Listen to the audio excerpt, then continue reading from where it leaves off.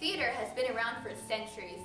The first record of performance is in ancient Egypt in 2000 BC, and it's likely that these performances took place before as well. These performances were also known as Abydos Passion Plays, which were written about a person's life and were used by the Egyptians to worship their gods. But how did theater become what it is today? Believe it or not, many parts of theater today was originally inspired from ancient Greece. So just how did the idea of theater become what it is today? The Greek theater was typically built in the open air for light, built on a hillside, which was the first usage of stadium seating. And on the bottom of the hill was the stage or the orchestra, and behind the stage was the stage house or the skene. They also built it so it had good acoustics and built-in megaphones to amplify the sound to the audience. The ancient Greeks were known for many things, and the Greek mythology that they created fascinated many people. Dionysus was known as the god of wine, partying, and crop fertility, and his worshippers would often do sacrifices and festivals to him, which involved lots of singing and dancing. Soon other people from the villages began to take notice and would go sit on a hill to watch the rituals.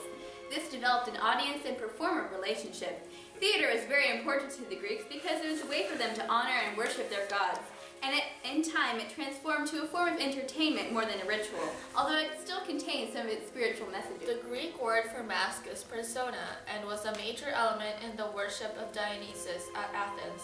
Masks played a very important role in Greek theater. However, Greek masks were also used in ceremonial rites and celebrations. One of the purposes the masks had in the theater was to tell the difference between gender, age, and social class during a performance. The ones who made the masks were called sciopus, which meant maker of properties. Most masks were usually made of lightweight organic materials like stiffened linen, leather, wood, or cork, with a wig. The wigs were either made from human or animal hair. The Greeks were the first group of people to use special effects in the theater, such as the periactoi, Deus ex machina, and the eclemma. The periactoi was a three-sided column used to change scenery throughout the show. Each side would have different scenes. The Deus ex machina of God Machine was a giant crane that was used to make the actors fly above the stage.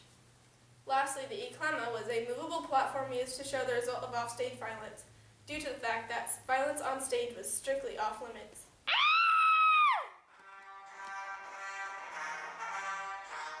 The first actor in Greek theater history was Thespis.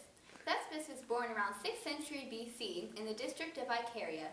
He was known not only as the first actor, but also celebrated as a playwright, stage director, and a producer. His performances resembled storytelling to connect with his audience.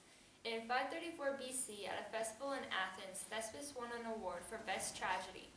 Thespis' ways influenced many ideas that we now have in modern-day theater. The word thespians, which is a word that means actors, is actually in honor of Thespis. His ways traveled around, making the world of acting spread into the Western world.